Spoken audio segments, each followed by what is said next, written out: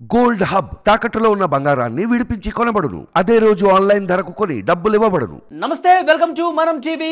మనం ఉన్నది మన కోసం. నేను వలి. ప్రస్తుతం లైవ్ లో జాయిన్ అయ్యారు జనసేన పార్టీ రాష్ట్ర అధికార ప్రతినిధి అడ్వకేట్ రజనీ గారు. వారితో మాట్లాడదాం.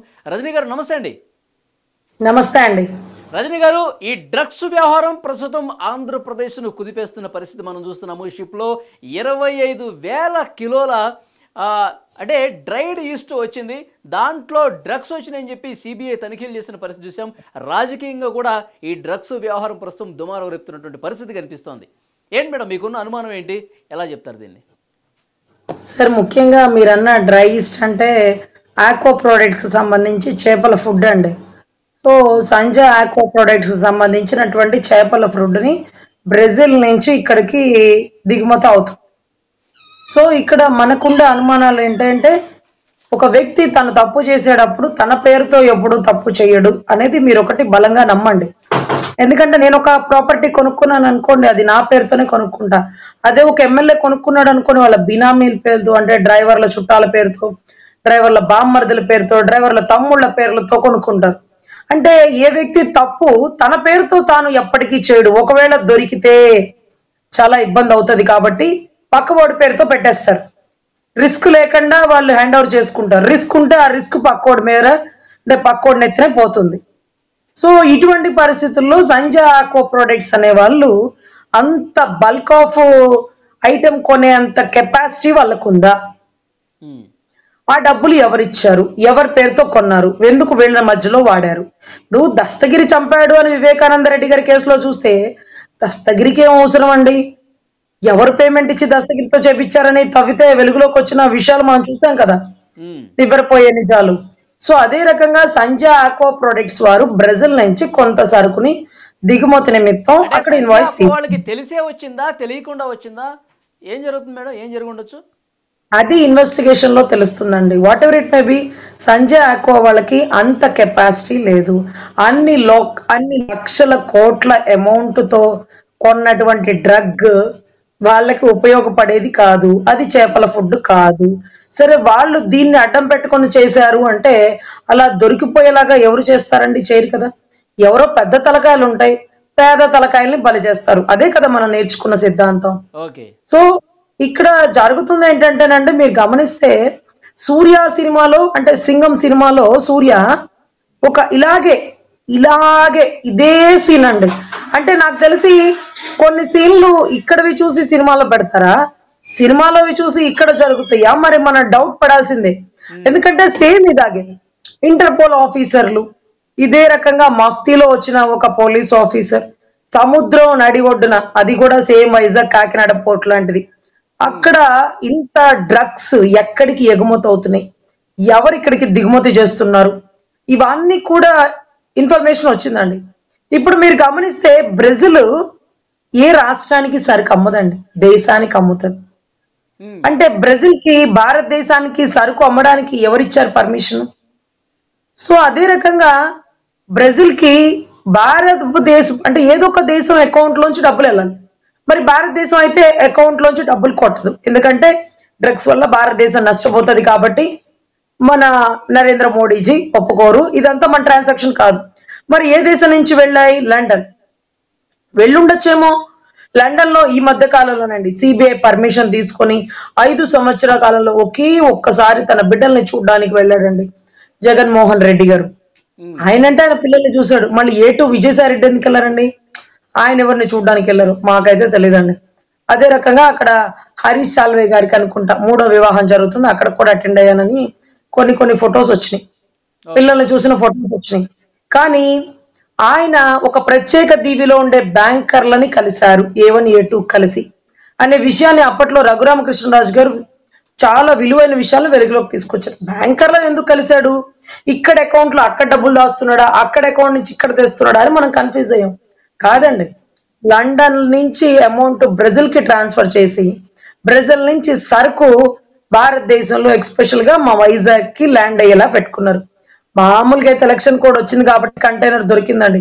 ఎలక్షన్ కోడ్ లేనప్పుడు ఎన్ని కంటైనర్లు వెళ్ళిపోయినాయో. ఈ రోజు వినుకొండ పరిసర ప్రాంతాల్లో గంజాయి సేవించి ఒక 17 ఏళ్ల బాలుడు, 65 ఏళ్ల ఒక వృద్ధాప్య మహిళలతో అసభ్యంగా ప్రవర్తించడం కాదు, అత్యాచారమే చేశాడు. డ్రగ్లో గంజాయి మత్తులో ఏం చేస్తున్నాడో తెలియక పని జరిగింది. సో ఇట్లాంటిది నేను ఎంక్వైరీ చేసినప్పుడు అసలు డ్రగ్గు గంజాయి వినుకొండకి ఎలా సప్లై అవుతుందండి అంటే చాలా ఆశ్చర్యం. అంటే వైజాగ్ ఎయిర్పోర్ట్ పరిసర ప్రాంతాల్లో ఈ డ్రగ్ అంతా డెలివరీ అయ్యి రాష్ట్రం అంతటా సీసీ కెమెరాలే పని చేయటం లేదు. ఈ ఒక్కటన్నా పని చేస్తుందంటే మీరు మీ దగ్గరలో ఉండే సీసీ కెమెరాని ఎంక్వైరీ చేసుకోండి. అవసరమైతే మీ బ్యాగే పోయింది, బ్యాగ్ లో 5 లక్షల అమౌంట్ ఉన్నాయి, చూడండి ఆ సీసీ ఫోటేజ్ ఓపెన్ చేస్తే నా బ్యాగ్ ఎవరు తీశారో తెలుస్తుందని మీరు కన్సర్న్ పోలీస్ ఆఫీసర్లను అడగండి. అవునా, ఆ సీసీ ఫోటేజ్ వద్దు కానీ ఆ ముందు దగ్గర కొంచెం ముందుకెళ్తే ఒక షాప్ దగ్గర సీసీ ఫుటేజ్ ఉంది, అక్కడ పట్టుకుందాం అంటారు. ఇక్కడ ఓపెన్ చేయండి సార్, ఇది పెద్ద టవర్, ఇంత పెద్ద పెద్ద సీసీ ఫుటేజ్లు ఉన్నాయి కదా, అవి తీయండి, అవి కెమెరాలే కదా అనండి. అవి పనిచేయవు. అది 2019 ప్రమాణ స్వీకారం నుంచి పనిచేయడం మానేసింది. ఈ సీసీ ఫుటేజ్ లేకుండా కంటైనర్లు డ్రగ్గులు, కల్తీ మందులు తెలంగాణ నుంచి ఆంధ్రాకి, ఆంధ్ర నుంచి చెన్నైకి, అన్ని చోట్లకి వెళ్ళిపోతా ఉన్నాయండి. సో ఇటువంటి పరిస్థితుల్లో 25,000 టన్నుల డ్రగ్స్ దొరకడం నిజంగా రాష్ట్ర భవిష్యత్తు, యువత భవిష్యత్తుని కాపాడామనండి. అంటే ఇప్పటికే గంజా ప్రేమేమి ఉంది, ఎవరు దీని వెనకాల ఉన్న అసలు తలకాయలు ఎవరు, మీ అనుమానం ఏంటి? సార్, బ్రెజిల్ నుంచి సరుకు ఇక్కడికి రావడానికి బ్రెజిల్ వాళ్ళు అమ్ముతుందేమి ఉప్పుడు రవ్వ, గోధుమ రవ్వ కాదండి. నేను అక్కడ ఎక్కిస్తున్నాను, ఇక్కడ మీరు జాగ్రత్త దించుకోవడానికి. లేకపోతే చేపలు ఏమి కాదండి, ఐస్ గడ్డలు పెట్టి జాగ్రత్త కాపాడుకోండి, చేపలకి ఏమైనా అయితే మాకు సంబంధం లేదు అనడానికి. అక్కడ జరుగుతుంది, పంపిస్తుంది డ్రగ్, కొకైన్, హెరాయిన్, ఇవన్నీ కలిపిన ప్రోడక్ట్స్. సో ఇవి పంపిస్తున్నప్పుడు సార్ మేము అక్కడి నుంచి సరుకు దిగుమతి చేసేటప్పుడు దొరికిపోతే మాకు ఇబ్బంది, ఆ నష్టాన్ని మేము భరించాం, మాకంతా టోటల్ అమౌంట్ పంపిస్తేనే మేము ఇస్తామంటే మీకే నష్టం జరగదు. అక్కడ ఉంది మన ప్రభుత్వమే. ప్రతి కంటైనరు చక్కగా మీరు ఎక్కడికి డెలివరీ అయ్యాలో అది చేసేస్తాం, అది మాకు అమ్మేసేయండి అంటూ లండన్ నుంచి అమౌంట్ అక్కడ కొట్టారేమో. ఎందుకంటే ఇదొక్కటే కంటైనర్ అనుకోకండి, ఇది ఎలక్షన్ కోడ్ వచ్చింది కాబట్టి నిఘా పెట్టారు. ఇంకొకటి ఏంటంటే బ్రెజిల్ నుంచి సరుకు ఇక్కడికి వచ్చేటప్పుడు అండి దారిలో మనకి సౌత్ ఆఫ్రికా టచ్ అవుతుంది, అంటే జింబాబే ఏరియా.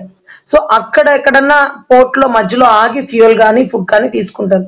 కానీ ఇదేంటోనండి, అంటే ఇది మనకి బ్రెజిల్ నుంచి సరుకు తీసుకున్నాం కదా, కానీ జర్మనీకి వెళ్ళి జర్మనీ నుంచి మరి ఆంధ్రాకి వచ్చింది.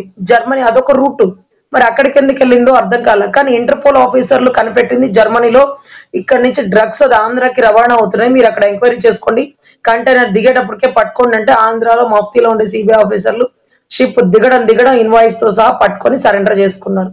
ఇది జరిగిందండి. ఇటువంటి వాటిని లా ఆఫ్ ద సీ అంటే ఇంటర్నేషనల్ లా, ఆంధ్ర యూనివర్సిటీలో నేను ఇంటర్నేషనల్ లా చదివానండి. దానికి సంబంధించి లా ఆఫ్ ద సీకి సంబంధించిన కేసెస్ ఏవైనా ఇలాంటి డిస్ప్యూటెడ్ కానీ, డ్రగ్స్ కానీ, మాదక ద్రవ్యాలు కానీ, వెపన్స్ కానీ, బాంబులు కానీ ఇవన్నీ సరఫరా చేస్తుంటుంటే వీటికి సంబంధించిన ఏమైనా కేసు అయిందనుకోండి, అది ఇంటర్నేషనల్ కోర్టులో, ఇంటర్నేషనల్ కోర్ట్ ఆఫ్ జస్టిస్ లో అక్కడ ఈ కేసెస్ అన్ని ఎంక్వైరీ చేయబడతాయి. దీనికి ఆంధ్రాకి సంబంధం ఉండదండి. కానీ ఇక్కడ జరుగుతుంది ఏంటంటే ఆంధ్రాలో దృఢమైన నమ్మకం కల్పించబట్టే బ్రెజిల్ వాడు సరుకు అమ్మాడు. బ్రెజిల్ వాడికి చెప్పాడు ఆంధ్ర నుంచి గౌరవ A2 విజయసాయి రెడ్డి గారు స్పెషల్ కంగ్రాచులేషన్స్ టు బ్రెజిల్ ప్రధాని అనుకుంటూ, బ్రెజిల్ కి ప్రెసిడెంట్ ఎవరో ఉంటారు కదండి పాపం, ఆ ప్రెసిడెంట్ కి కంగ్రాచులేషన్స్ చేస్తున్న విజయసాయి రెడ్డి గారు. ఎవరైనా ఒక ఎంపీ స్థాయి వ్యక్తి, ఏదో అందరితో పాటు గుంపుల్లో ఉండే ఒక ఎంపీ, మా రాష్ట్రానికి స్పెషల్ స్టేటస్ తీసుకురారా మగడ అంటే సినిమా టికెట్ 100 రూపాయలు చేశాడు. అందరికీ అందుబాటు ధరలో ఉల్లిపాయలు, టమాటాలు, పెట్రోల్ లాగా మన సినిమా టికెట్ ధర. ఇటువంటి వ్యక్తి రాష్ట్రానికి ఏమన్నా విదేశాంగ మంత్రా అండి? కాదు కదా. మరి ఎందుకని అతనికి కంగ్రాచులేషన్ చేశాడు?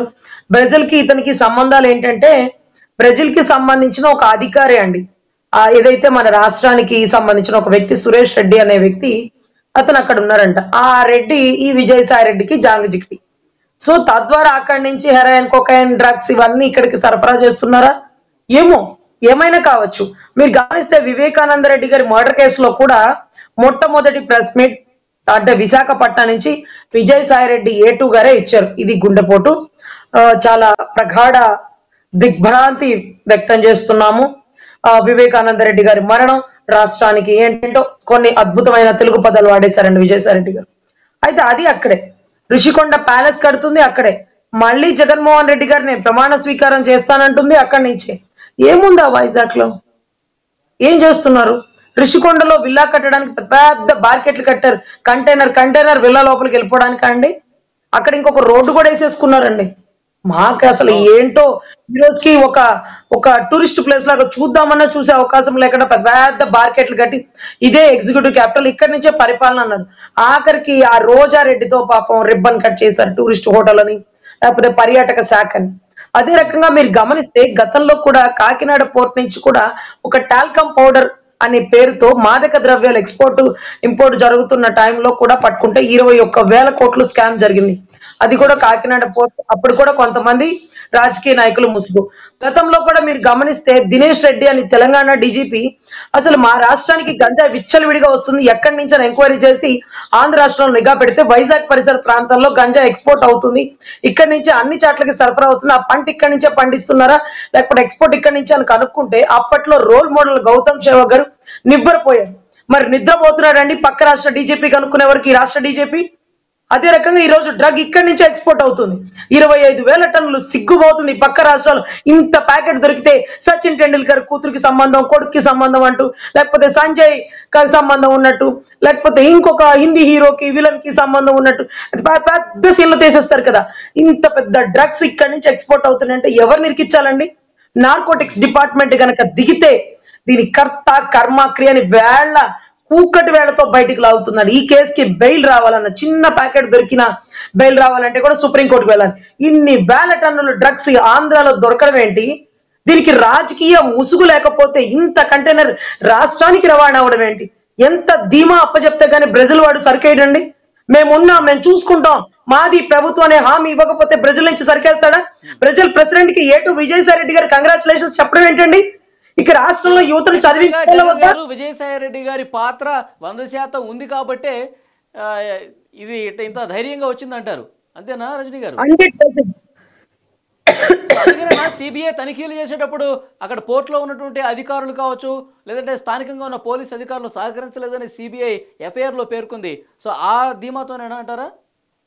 సార్ 16వ తారీఖు సరికొస్తే 20-21 వరకు బయటికి రానివ్వకుండా ఆపేసినటువంటి కొంతమంది అధికారులు. ఇక సిబిఐ ఆంధ్ర రాష్ట్రంలో ఎలా పని చేపిస్తున్నారంటే విశ్వభారతి హాస్పిటల్ లోపలికి కూడా కోపకుండా సిబిఐ నిర్బంధించారు. సిబిఐ రామ్ సింగ్ గారి మీద కేసు వేస్తే పాపం రామ్ సింగ్ గారే హైకోర్టు నుంచి యాంటిసిపేటరీ బెయిల్ లాంటివి తెచ్చుకున్న పరిస్థితి. ఇటువంటి విషయాల్లో సిబిఐని ఇప్పటి వరకు ఆట ఆడించారు. ఇక సిబిఐ ఆట ఆడడం బిగిన్ చేస్తే ఎలా ఉంటుంది? ఈడీ కేసులో కవిత గారిని ఎత్తారు చూడండి, మన జగన్మోహన్ రెడ్డి గారి భాష. నేను లండన్ లో ఉంటే ఆయన ఎత్తారు అన్నారు. నువ్వు లండన్ ఎందుకు వెళ్ళావో, లండన్ నుంచి ఎవరెవరికి డబ్బులు ట్రాన్సాక్షన్ చేసావో, ఆంధ్ర రాష్ట్రానికి డ్రగ్ ఎందుకు వచ్చిందో, జర్మన్ ఇంటర్పోల్ ఆఫీసర్లు ఎందుకు కనిపెట్టారో, బ్రెజిల్ కి విజయసాయి రెడ్డి గారికి ఉండే సత్సంబంధాలు ఏంటో మొత్తం వెలుగులోకి తీస్తే దావూద్ ఇబ్రహీం నాకు తెలుసు అన్నటువంటి రామ్ గోపాల్ వర్మతో సన్నిహిత సంబంధాలు కలిపినటువంటి జగన్మోహన్ రెడ్డి గారు. ఈ అండర్ వరల్డ్ కవరేజ్ ఆపరేషన్ కి కర్త కర్మ క్రియ ఎవరు? ఇవి అందరు వెలుగులోకి వస్తారండి. ఏటు వస్తాడు, ఎటు విజయసాయి రెడ్డి వస్తారు, రామ్ గోపాల్ వర్మ వస్తారు, వీళ్ళందరూ వస్తారు. పాప రామ్ గోపాల్ వర్మ ఎందుకు లాగామంటే జగన్మోహన్ రెడ్డి గారికి ఆయనకి ఉండే సత్సంబంధాలే కాకుండా నాకు underworld don Dawood Ibrahim తెలుసు అంటూ తొడలు కొట్టుకుంటూ చెప్తాడు. ఇవంతా వాళ్ళ వల్లే సాధ్యం అవుతుందండి. ఇంత డ్రగ్స్ అటు ఇటు అవ్వాలంటే అండర్ వరల్డ్ డాన్ ఉండాలి. సో మొత్తాన్ని ఎత్తి లోపలేస్తే వ్యూహం 1 వాళ్ళు రిలీజ్ చేశారు చూడండి, వ్యూహం 2 ఇప్పుడు రిలీజ్ అవుతుందండి. చూద్దాం మేడం, డ్రగ్స్ కంటైనర్కి సంబంధించి పూర్తి వాస్తవాలు, అసలు నిజాలన్నీ కూడా బయటికి రావాలి. దీని వెనకాల ఎవరున్నారో, ఎంత పెద్దవాళ్ళు ఉన్నా సరే వాళ్ళకి సంబంధించిన పూర్తి ఇన్వెస్టిగేషన్లో ఆ బండారం మొత్తం బయటపడాలి. చూద్దాం ఏం జరగబోతుందో. Thank you very much Rajani గారు. నమస్తే.